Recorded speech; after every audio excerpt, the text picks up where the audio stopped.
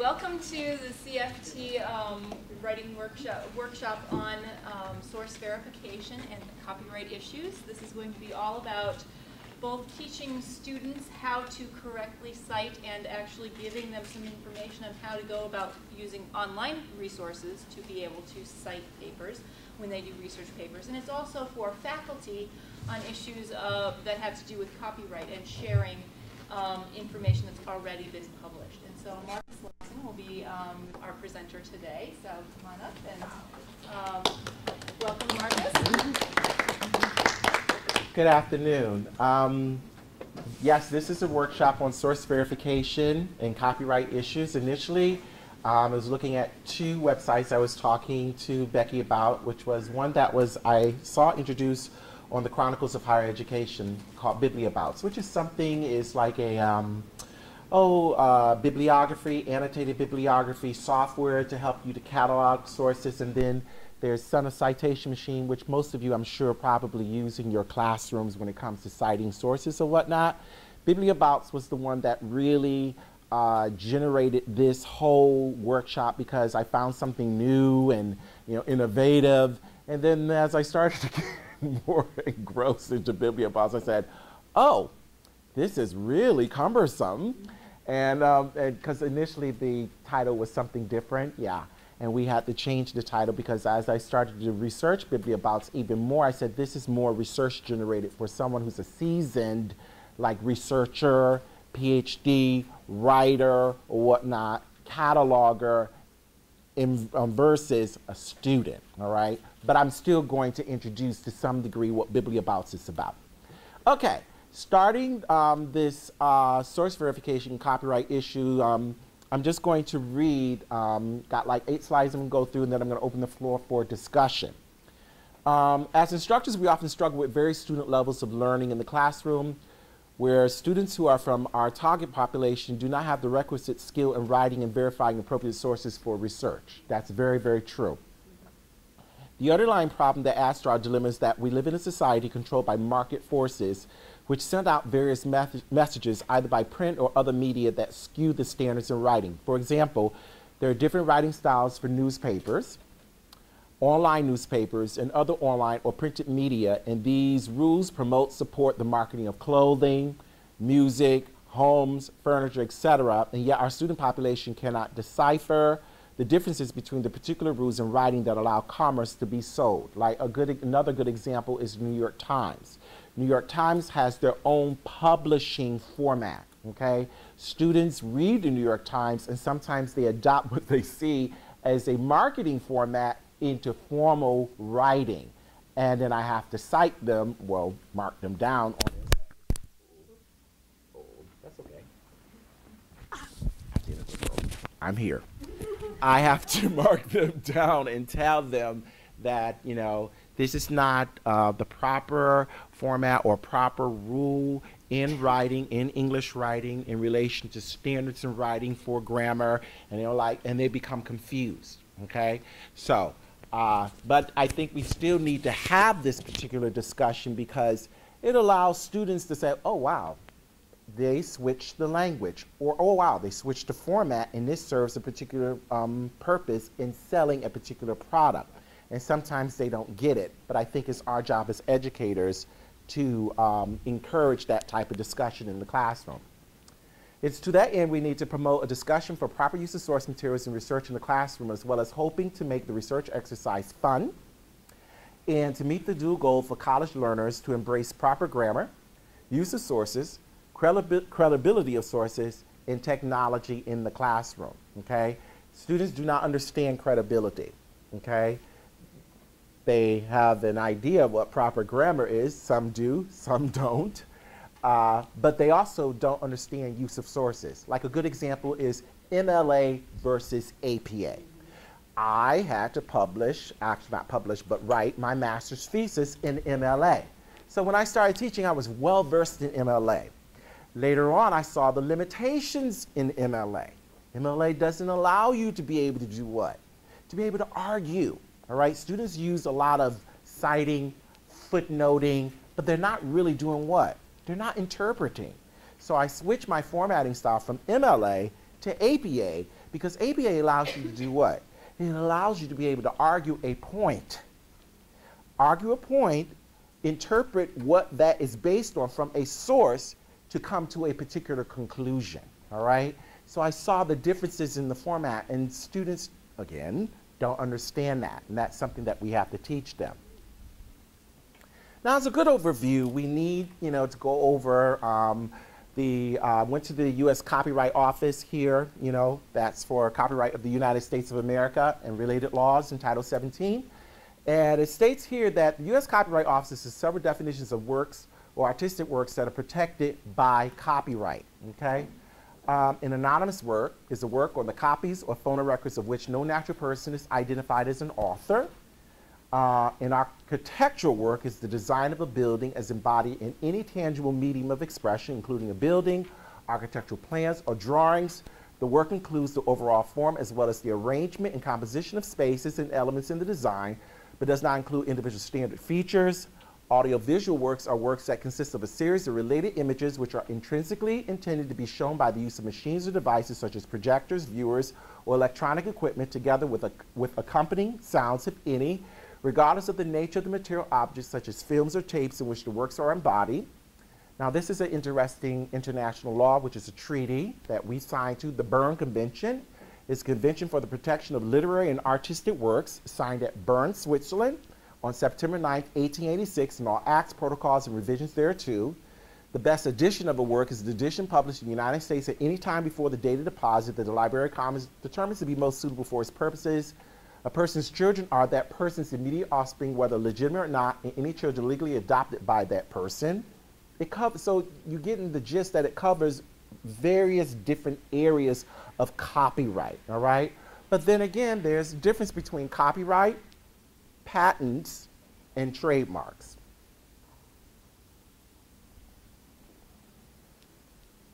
There's the issue of patent trademark protections because not everything is covered under copyright, okay?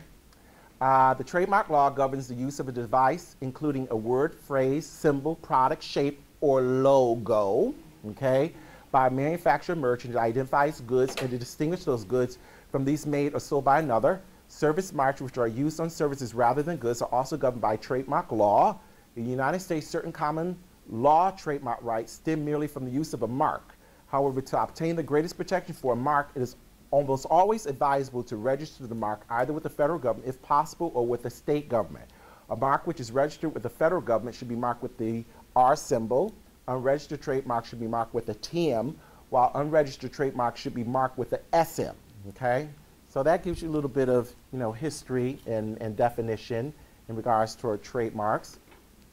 Also, patent protection registration is noted as follows. The importance of granting monopolies for new inventions has been recognized in the U.S. since the adoption of the U.S. Constitution, Article 1, Section 8 of the Constitution, U.S. Constitution. Congress should have power to promote the progress of science and arts by securing for limited times to authors and inventors the exclusive rights to their respective writings and discoveries. Patents in the U.S. are governed by the Patent Act, 35 U.S. Code, which established the United States Patent and Trademark Office. Now, moving on,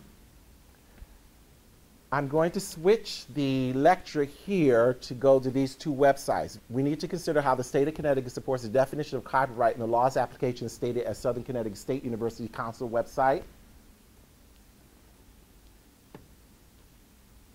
Okay. Good. It goes over the same thing with copyright law, okay? U.S. Constitution. What can be copyrighted? What cannot be copyrighted? How long does the copyright exist or last? How do you copyright work? What are rights granted to copyright holders? What is exempt from copyright? Okay. The reason why I'm going to stop here is because as professionals and as scholars, what do? We write, we research, but we also know that we have to do what? We have to cite everything that we write and research. Students don't know that. However, some of the issues that that arise out of this is that if we're in a classroom and we're actually, like I had cited some of my PowerPoint there, can we actually be sued, or can we be charged with a violation of US code or law, okay? When I was reviewing this website here, it started to talk about the fair use section or clause, okay? So we're kind of covered, long as it's within the classroom. Fair use is both the most powerful and flexible of the exemption sections, is used frequently by students, educators, researchers, reviewers, and reporters, okay? Libraries and archives have their own set of exemptions found in Section 108. These are used under particular circumstances when a library copies a work from its own collection or is participating in an interlibrary loan. Section 110.1 addresses classroom exemptions for the performance and display of copyrighted protected works, as with the classroom exemptions for a fair use. It applies only to non-profit educational institutions. Well, we're a public institution. The TEACH Act revised Section 110.2 of the copyright law. It allows the digital transmission of copyrighted works in a distance learning environment, Blackboard Vista, as long as certain requirements are met, okay? And we have to look at what those certain requirements are.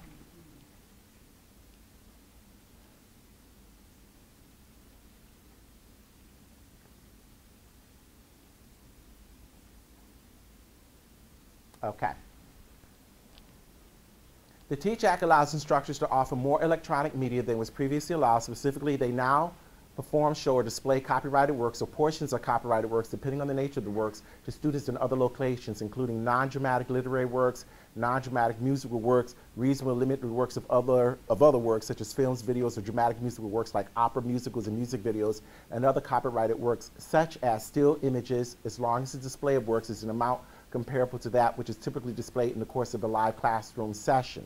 For example, an instructor may read a poem or a scene from a play for her online students. However, she may not show an entire movie because only reasonable and limited portions of dramatic works are allowed to be displayed online. So in essence, that shows you that even though we give credit, there are some limitations to what we can actually do, all right? So that's understandable. But moving on from there, I want to go to the other council's website. And it says here, beyond plagiarism, beyond copyright plagiarism. Plagiarism is a big deal for everyone in academia, but students are the most at risk, okay? Every student should know what plagiarism is, how it differs from copyright, and what the consequences of plagiarism are. Plagiarism is taking a credit for someone else's work, plain and simple. Plagiarism is similar to copyright in that both involve the theft of intellectual property, and plagiarism is wrong, unethical, may be grounds for expulsion, and under certain circumstances may even be criminal, okay? Now, our students, whether I'm teaching here at Capital or for University of Phoenix, do not understand what plagiarism is. No matter how many times you explain it to them, they don't understand it. And they make the excuse as in saying, well, Mr. Lawson, I didn't mean to take it from, you know, I'm like, but you didn't give the author credit, so that's considered stealing. It's plagiarism. I don't know what mechanisms Capital has in place to go after students who plagiarize, but I've taught for University of Phoenix, and their mechanism is this. If a student plagiarizes a work, I submit it through the Centers for Writing Excellence, which is a software program that they have online. Once I submit it to the Centers for Writing Excellence and I show a plagiarism rate, like say for instance, and I've had this happen to me more times than not, 100% plagiarize, 98% plagiarize, 93% plagiarize, 85% plagiarize, 65% plagiarize. Mostly the problem is their formatting style. They don't know how to cite.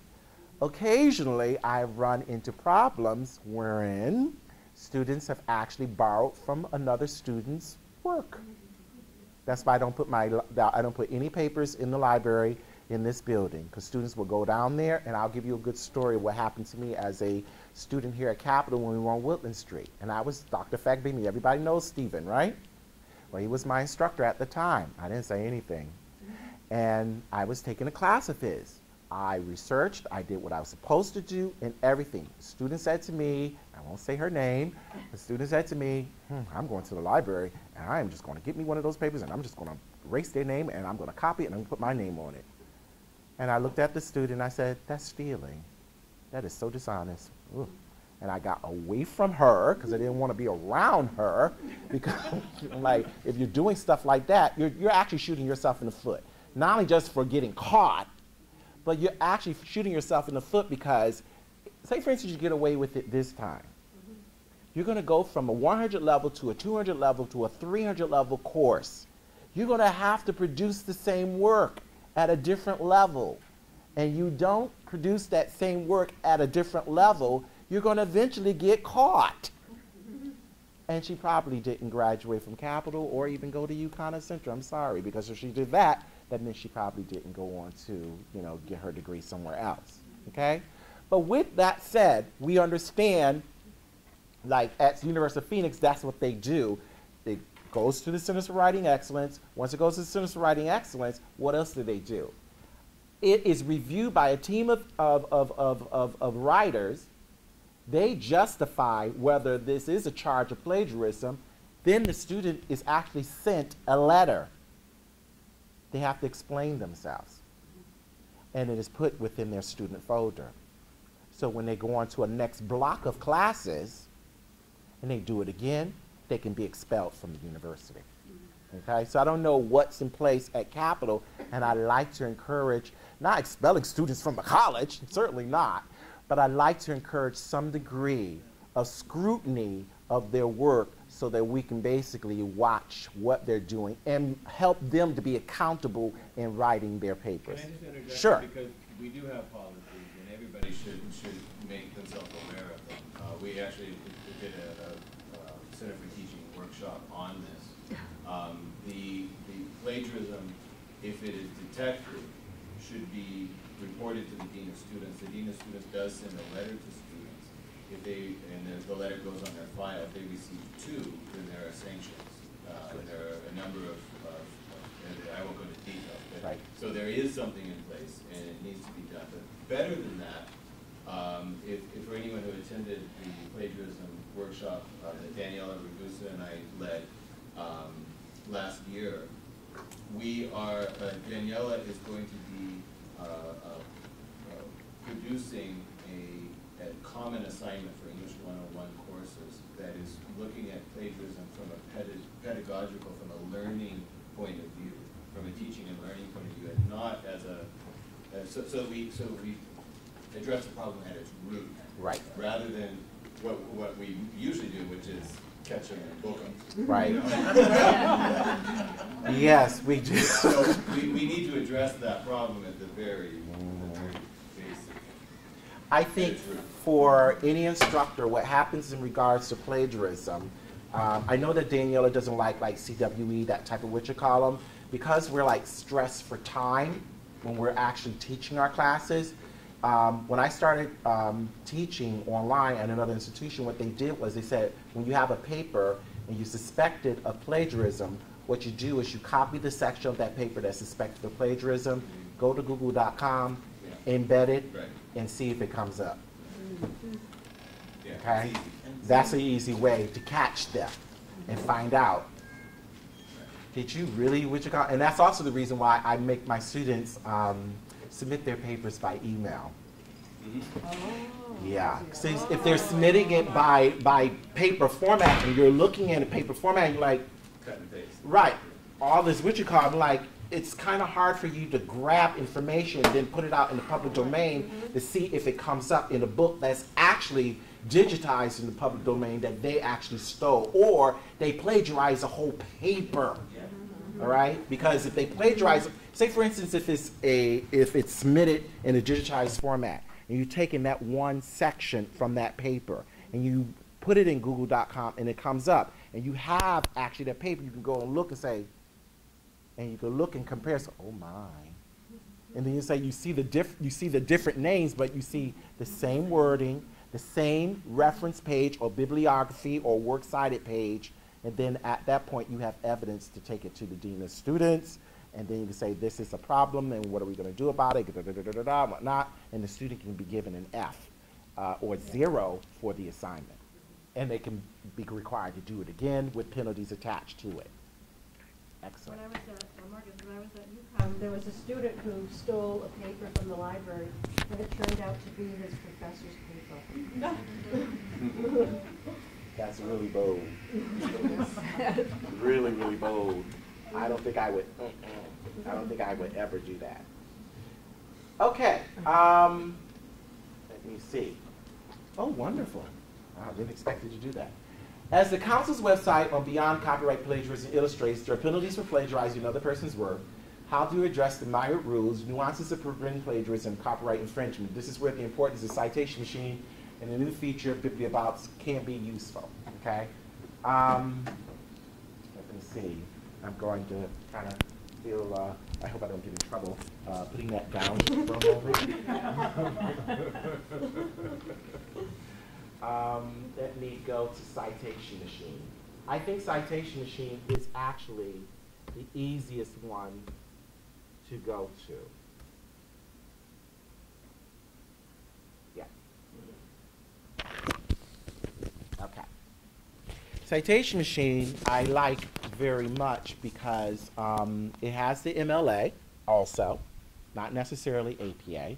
Has the APA Turabian, and whatever formatting style you're actually using in your class.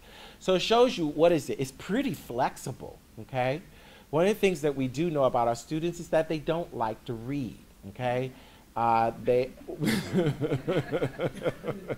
not that I'm trying to put down the students, I love my students, they just don't like to read, all right? The other thing too is that they're pressed for time. A lot of our students are not saying they're important people, but they're busy people. They have jobs, they have families, they have children, they have obligations. So if we can give them something that can allow them to be able to stay honest, current, involved, engrossed within the classroom, I think that this actual website is essential. Now, I use APA in my classroom, not MLA. I'm just going to illustrate. And one of the things I like about it, has instructions or whatnot, if you want to read that. Not particularly interested in reading because I've used it several times myself. You have the print type of documents on the side, from book, anthology, or compiled work, reference, encyclopedia, journal, magazine, et cetera, et cetera, et cetera, et cetera. Then, because our students are pressed with time because they don't, I try to encourage them to go to the library. Most of our students use non-print sources, okay? And the non-print sources are book electronic version, online journal, online magazine, web page, web-based media, online reference. I personally believe that this is a great website and that students should use it. But this also calls the question that we have to explain to them what is a university document online? What is web-based media versus a web page? Because they don't know. They really, really don't. And because they don't know, then that means that they're just going to choose whatever's the easiest one to use, and they would have cited it correctly, but it may not cited it correctly for the particular source that it is, okay? But I'm going to just use a web page as an example. Now, I would put in the author's name and the initials, the date it was published, the title of the web document, and the web address. And I show my students, give them a little example. I said, well, I'll just put in my last name. Not that I'm publishing, I'm writing anything, because I'm not. But then I'm just doing this as what you call them. Put in my initials and the date it was published. Oh, I'll say 01 January 2011. Then the title, How to Do Everything. Okay? Then the website is www.everything.com. All right, you submit it.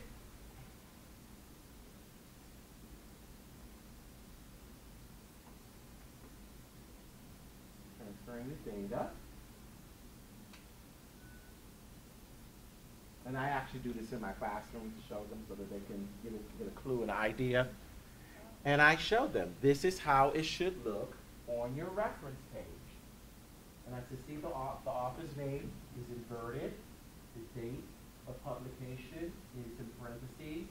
See how it's italicized the title, and retrieve from, and that's APA, it's definitely APA, everything.com. If you're citing it in the body of your paper, it's the author's name and date of publication. All right, now that's a little bit wrong because, oh no, it's not. Yeah, yes, it is. That's right. It's the author's name and date of publication. All right, but there are other ways to cite it instead of just, that's an in-text citation. In the APA, when you do a direct quote, that's not exactly how you would do a direct quote. Right, exactly. So, I think this is a good, but like I said, we have to explain to them what these different types of sources, whether it's print or non-print, are in order for them to cite the source correctly. Now, this calls attention to the other format software, which is the final one that I want to go over, which is BiblioBounce. Now, like I said, I found this on the Chronicles of Higher Education. Uh-oh. What did I do? I did something wrong. Oh, jeez. Okay, let me do that again.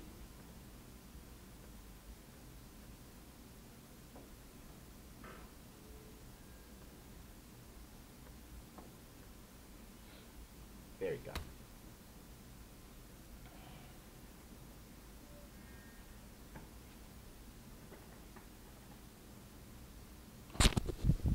Okay. Now, it is a game that students could play, and I could show you the video here.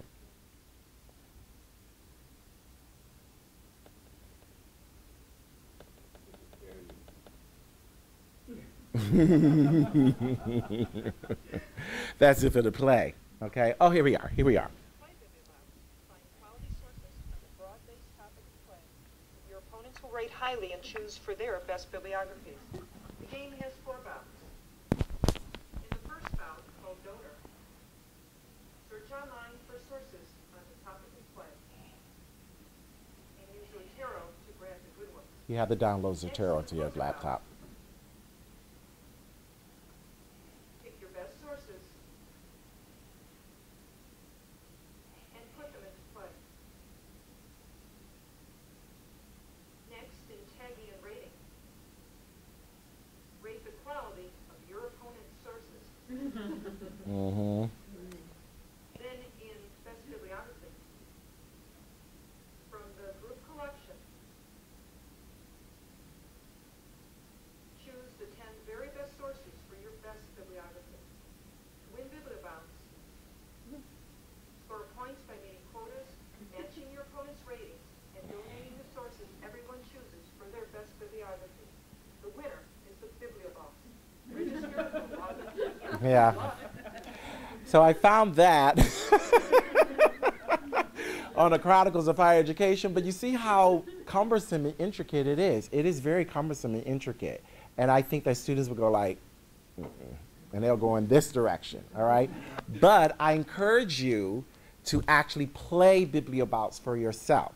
Now, while I was watching the video or presentation of it, one thing that came to mind, it talks about what? Rating sources. How do you rate sources? Just by moving the slide across, or determining through the research process, how do you rate a source for credibility? How do you rate a source for authenticity? So even though it's the point I'm trying to make is even though it's a wonderful game, it doesn't actually replace what we need to know. Otherwise, how are you going to play the game if you don't have what? A reference point to determine how to rate a source as credible or to be used. Okay. This is the end of the workshop. Are there any questions? Just a comment, and this isn't unique. I just ran across this as a tutor in the writing center, and where I had a student who had to write a book review, which would include a summary and her opinion. She didn't realize the opinion, but that's what it was. So anyway, she was talking about the theories of this particular author, and she wrote well, and I could kind of get a sense it was her own language.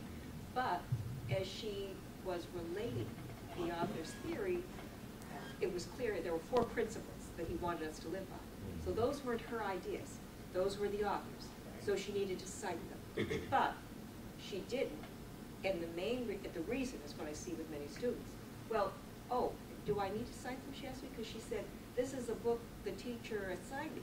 So she knows that we're all going to be reading this, so this isn't like another book I'm looking to fix up. And I said, yes, you do. So there was a lack of awareness that, yes, you need to cite things if it's a paraphrase or a quote, Right. and it's not your own idea. So Right. that concept is one that I find a lot of students don't recognize. I see that as a two phrase. I said, for whatever reason. And in this case, I don't know if she would have gotten an F or D. You know, I didn't even bring that up with her because I sensed, you know, there's real innocence, a lack of knowledge, which is Right. perfectly willing to cite. So I don't know how often. Well, I think we're partly to blame for that, because if we are not telling our students when they write a paper, those of us who are, teach English or classes, history and so forth, where you would be doing this, if we're not telling students that they, no matter what it is, even if it's like for my students, they have to write essays on these books of short stories that they read, and I tell them, even if that's all you're writing about, you need a bibliography. And you need to put that book, and their first response is, but you know what book it is. and I say, but you need to be in the habit of citing every single thing you put in there, Right. even if your teacher does know what it is. But a lot of us don't require that. probably don't And I think didn't, that. my whole teaching career, I didn't always require that. I just kind of let them do it, and then, figured, because, yeah, I know what they're doing. You know what I mean? So we're kind of Right. complicit in that. So but I can understand why you would be. You just, in other words, you wouldn't think of that. You'd say, well, the student must realize it's not their words or it's not their ideas, but they don't. So I don't know how often you run into. Well, have this run is into what I that. do. Because I teach history, I refuse to allow my students to use their textbook as a reference source in their papers. I tell them, if you use your textbook, I'll take 50 points. But Okay? if they're writing, let's say they were writing a book review in another history class on that, on their history textbook, then hopefully See? the teacher would do what you said. Exactly. And just remember, just a little reminder, I think, because this student did know how to cite. She did know how to do it and was perfectly willing to. It speaks to how they perceive information. That's why I went over the copyright, trademark, and patent laws. And the reason why I did that, and also fair use for us, because we're covered in an educational environment, but they're not covered as we are covered, all right? And it has a lot to do with copyright. Copyright lasts for a certain period of time. Once it gets into the public domain, it's part of what? The public domain, and it can be used, all right? They don't understand that.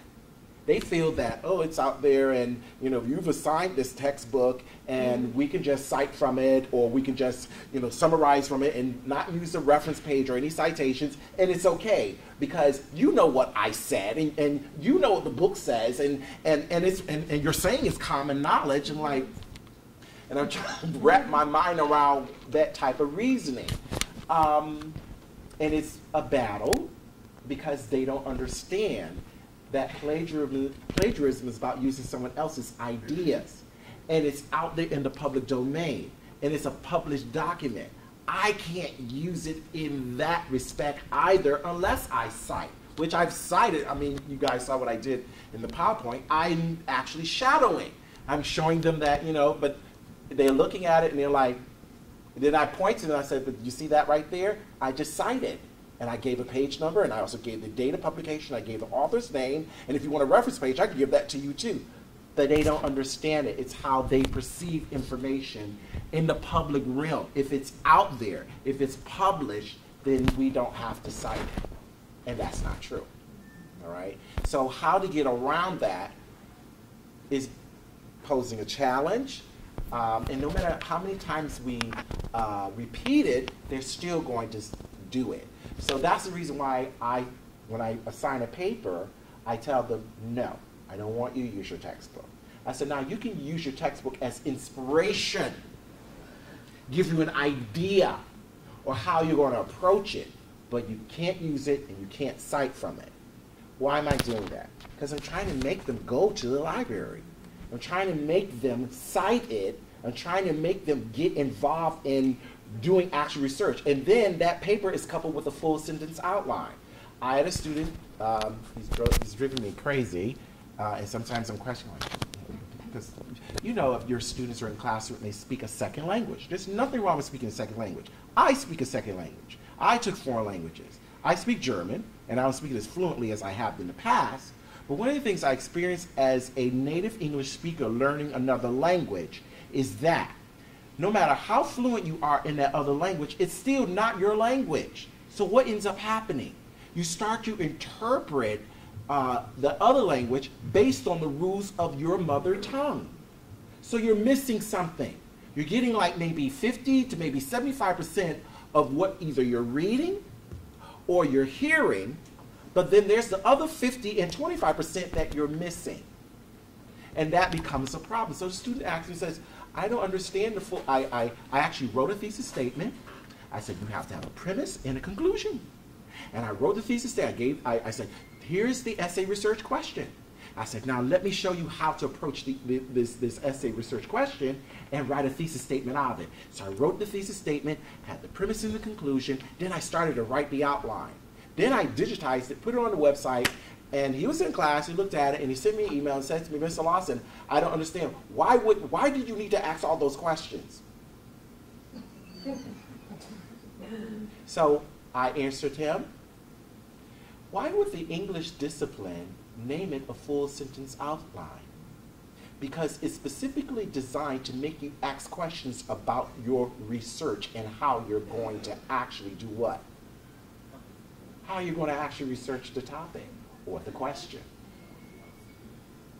So that's a battle that we're dealing with, and I don't quite know how to, I'm not saying how to approach it, but how to either work with it or to defeat it, because it's an uphill battle. It is. It's an uphill battle. No matter, I mean, to me, it's common sense. To you, it's common sense, right? That you have a full sentence outline. You're supposed to write full sentences either in a statement or in a question format. And you write these questions because the questions can be turned into what? Statements. In order to allow you to be what? To be able to approach the topic and to look at the arguments and counter-arguments to arrive at a conclusion. They don't think that way. Also, the research questions guide your research, and that's what you base your research on. I like, I want to go back to what you talked about in terms of the citation machine. Okay. And I think it's great that you walk your students through it in class, because I do that often as well, because the thing is our students need that first step. What exactly am I dealing with? And once they get that, then the citation machine works. But if they don't, then that's a problem. So it's great that you walk them through that. I think that's great. But connected with that, I wanted to bring up a point that, you mentioned that they'll usually just go to the web and go out and get things. I just share a little something that I've developed over the years. I used to get research papers that would just get these websites from all over the place. It was very poor research, very poor sources. And what I've been doing recently, and especially in the capstone, liberal arts capstone course, is I've been really structuring their research assignments. So from day one, they start doing research. But on day one, the very first day of class, I had a librarian come in to class. And what the librarians will do is they will give them starters. And the places where you start, where you get your students to start, are the databases that our library pays a ton of money for. You know, which has you don't have to worry about how reliable sources are if they're on there. Plus, it has the added advantage of you could just click a button and it'll format for your bibliography for you in any format. It's all electronic. They can do it off campus. They can do it on campus. I have found since doing that the quality of research has gone way up, and I'm getting proper citations and really good sources from my students rather than these just kind of fly-by-night Google searches. But I think this also is a discussion in regards to prerequisites, because I have students sitting in my classrooms who do not have English prerequisites. All right, that's a problem. That's a real problem, because I'm teaching U.S. history, and I'm teaching Black history, and I'm teaching World Civilization online and Black History online, Black History 2. Now, my classes online, there's only so much that I can do. I give them Citation Machine, I give them the essay research question, and they write it, and they ask me questions, and I give them approaches on how to actually approach the topic. So they write the paper, they cite it, there's a library link that's there on the website. But when it comes to our on-ground students, for me, as a history instructor, what happens is that I start to go through my pedagogy, not only just history, but I change it and I start to do about writing, and like I just showed the movie Beloved. And I'm going to use Beloved, and I started, you know, using metaphors and teaching them how to approach their full distance outline, because I already showed them how to write the outline, and then they start to have more questions that are coming. But a lot of the students, I quizzed them, and they said to me, "No, Mr. Lawson, I didn't have an English prerequisite. It wasn't required for me to take this course, you know, to have an English prerequisite." You need to talk to your chair. Yeah, and that's becoming a problem. We're talking about this. Yeah, we are. And your department actually has, you know, there's a question of whether a number of courses would be changed, and whether we should be in that discussion. Yeah, because that's going to be on the next agenda. But I noticed that, because I noticed that students are coming into the class and they do not know how to write. So I'm spending time lecturing history, and I'm teaching them history, but then I feel as an instructor that I am actually required to ensure that if they're going to write a paper in my classroom, that I actually have to go through the humanities English pedagogy, not all of it, but go through the main components of it to make them and prepare them to write this paper. If I say, okay, I'll give you a research paper, and these are the topics, and you have to write the paper, and it's due on this date, and I don't put workshops in my pedagogy interspersed amongst my lecture to prepare them to write the paper, they will never write that paper. Okay? So that's something that I'm doing, and I'm spending a lot, in which of course led to this issue of source verification and citing and whatnot, because it is important. It's something that we need to do, which is a component, I think, of critical thinking. Excellent. Yes. As tutors, we sometimes find that students who rely a lot on, who do plagiarize a lot, often do so because they just can't write well enough to write their own sentences. So they're just lifting from the book because it's all they know how to do. So and that's the reason why I stopped MLA. I don't have anything against MLA. That was the reason why I stopped MLA, because they were doing footnote, citation, footnote. And I'm just reading, I'm like, this paper is full of citations and footnotes. Like, well, that's how they were using it. And I'm like, right, that's the way they, I'm not, that's why I said I have nothing against MLA. I'm like, because I had to write my master's thesis on MLA, and I didn't do that, but I noticed that that's what they were doing. And I'm like, so I said, I have to approach this. So I said, change the format. And then I went to APA, and then I changed the focus of their question. And I said, this is an essay research question, and this is what I require. And boom, boom, boom, boom. And then they have to do, and it made them sit back and think and say, but I don't know how to do that. I'm forcing them to do it. I'm forcing them to come to me, and then I'll help them, and then I'll say, at this juncture, you need to go to the Learning Center and start asking questions. And then show me what you can do. And then once you've gotten something produced, bring it to me. I'll read it, I'll look at it, and then we'll refocus it. That's the type of interaction, because I had that happen to me in one of my students in Black History Today. I wanted her, we're talking about the history from slavery to Civil War, but she wanted to write about African-American labor, disenfranchisement and unemployment and whatnot, and I read the outline. It was done in the APA very well, the thesis statement, but the focus was off. I said, where's your history in relation to how they got there? I said, you need to focus on this. Keep that. I said, but you need to incorporate the history that we're covering into that. That's a discussion that I wanted to have, but I don't have that with every student. But I do have it with quite a bit of students, but not with every student. So I think the whole idea of this workshop is not only to present, the issues and the laws regarding copyright and citing, but also talking amongst the professional and teaching staff and tutoring staff of what are your ideas, and how can we make this better? Like what you just told me, Jeff, regarding that, because I used to bring librarians to my classroom, and I stopped it, okay? I stopped it because they were eating up a lot of my time. They were eating up a lot of my time, and I'm like, oh, I can't lecture. I'm like, oh my God, I'm getting far behind in my lecture. So I started getting nervous, all right? Then I said, I gotta cut this out. And I said, I'll do it myself, all right? That's right, and that's why I started doing it myself, because I'm like, I can control the time. And I know how to control the time, and I can get back to this, and I'm covering it, but I'm caught between this rock and a hard place where I have to lecture history, but I have to teach them writing. And it's becoming difficult, all right, to manage both. It's a challenge.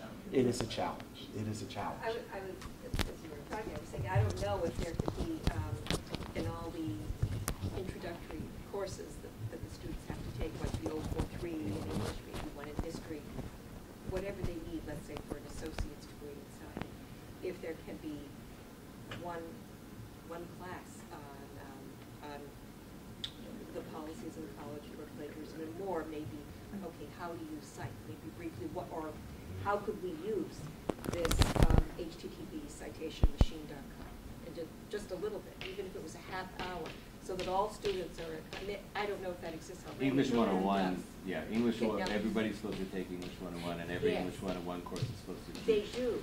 The only, we had a workshop for tutors a while back in the fall on plagiarism, and the problem we found with tutors was that some students would get to 101, but there wasn't a course that was like a bridge from the 043, the developmental English courses, to 101.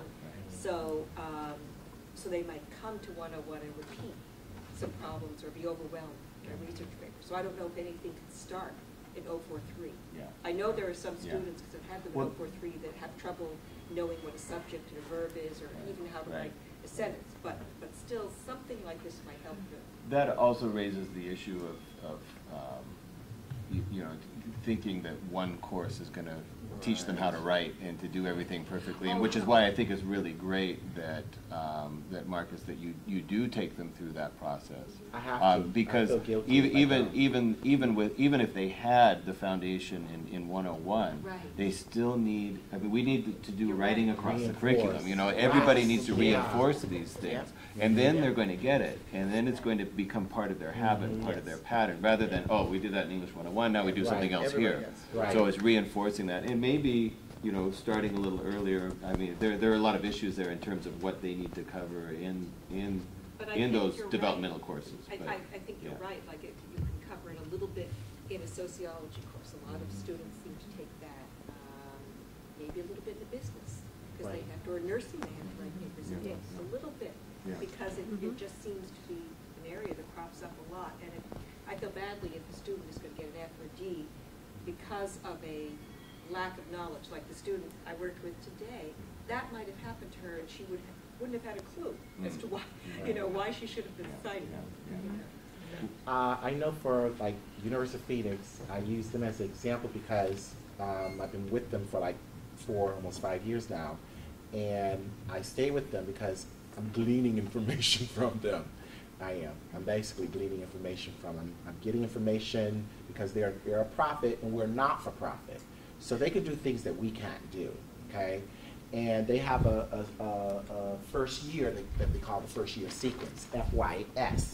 In the first year sequence, they have the same problem too. They get all these students in the classroom, because I was teaching research writing. Students are in the classroom, they can barely write, they can barely read. It was causing lots of disruption. The semester's like 9 weeks, so it's really, really quick, all right? And they weren't getting, so I would lose like half of my class. So the university reoriented their program, and what they did was they introduced the first year sequence.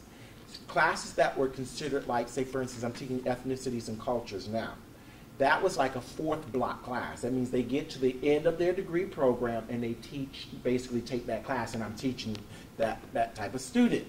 Well, they made that a 1st block class, all right? Ethnicities and cultures, science, research writing, all of those are 1st block classes. That means that they're not allowed to go on to any courses that will contribute to a degree until they get through the first year sequence. Once they've gotten through first year sequence, they went through an orientation, they've been oriented, they're in the classroom. If I run into a problem, the mechanism is repeat policy, get in contact with tutoring staff. If it becomes a problem, tutoring staff gets in contact with them. Either the student, gets the help that they need, most times they do, and then they move on with the semester, keeping the majority of students in the classroom. And that may be something that we should probably, not only with prerequisites, but we should probably consider having a first year sequence where students are oriented to expectations of the college, not just with the policies on attendance, but policies, standards in writing. If they're oriented in standards in writing, then when they move on to a degree program course, they're not actually at a disadvantage. Yes, we have the problem where our students are transient. They have issues, and those issues override what their focus in the classroom. All right. So, and I don't know if there's anything we can do about that, but it doesn't mean that we shouldn't try to have a first year sequence where students are oriented either the first 6 months, which is the first semester, or the first year. Then they're allowed to go on to the next semester of coursework that is actually degree work that goes. I'm just curious, Marcus, so do they have like remedial courses for students who aren't up to par writing that they take even before that first year sequence? They do. Okay. They do. They have remedial courses. They also, see, there's something that I just skipped my mind, that they introduced something at the website. Student Writing Coach, SWC. Student Writing Coach is also a workshop that they go through that helps them in writing as well too. Because but not saying that I'm actually conducting a classroom full of individuals who are very good scholarly writers. No, some of them are terrible. I mean, terrible writers, and they're terrible in relation to punctuation, terrible in relation to format. You see some of the students start writing a sentence, they don't capitalize the first letter within the sentence, those types of things, or there's misspelled words. I'm allowed to gig them on all that because those are English grammar errors and problems that they can work on. But yes, they're oriented. They're definitely oriented. And I think that can help because our students are going to be going from 100 level courses to 200 level science courses and math courses. And if they don't quite know how to critically think when it comes to understanding parts of speech, punctuation, logic in writing, deducing, and which is all about what? Critical thinking, then how are they going to understand rules of writing, rules of mathematics when it comes to them going into a science course? They're really not. Because they don't even know to ask those questions. We have to give them a foundation to be able to ask those questions. So I thank you all for coming. I don't want to, oh my goodness, it's an hour. I